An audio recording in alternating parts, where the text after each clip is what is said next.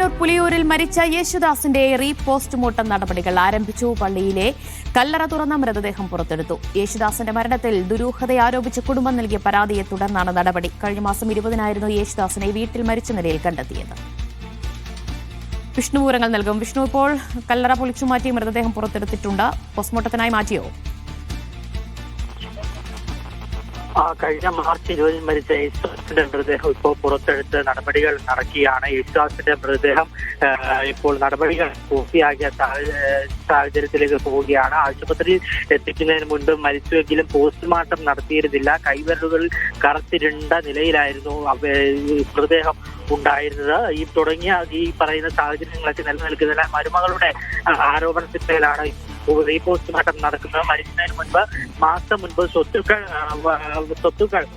വകകളുടെ സഹോദരൻ ജബ്രിയലിന്റെ പേരിലേക്ക് മാറ്റിയതും ഒട്ടേറെ രേഖകൾ കാണാതായതുമൊക്കെയാണ് മരുമകളെ കേസ് കൊടുക്കാൻ പ്രകോപിപ്പിച്ചത്. വീട്ടിലെ ജോലിക്കാരി നൽകിയ സ്റ്റേക്ക് കഴിച്ചതിന് പിന്നാലെയാണ് മരണമെന്നാണ് ആരോപണം ഉണ്ടായിരിക്കുന്നത്. പ്രായത്തിന്റെ അവസ്ഥകളുള്ള യേശുദാസിനെ പരിചരിച്ചിരുന്ന ജോലിക്കാരി രേഖകളെ കുറിച്ച് ചോദിച്ചപ്പോൾ യേശുദാസിന്റെ സഹോദരങ്ങൾ ജബ്രിയലൊക്കെ കൈമലർത്തിയൊക്കെ തുടർന്നു. ഇങ്ങനെയുള്ള നടപടി ഈ സഹോദരങ്ങളുടെ ഭാഗത്തു നിന്ന് ഈ പറയുന്ന ജോലിക്ക് ചെയ്യുന്ന ആളുടെ ഭാഗത്തുനിന്നുണ്ടായ പ്രകോപനമാണ് ഈ പറയുന്ന മരുമകളെ കേസ് കൊടുക്കുന്നത്.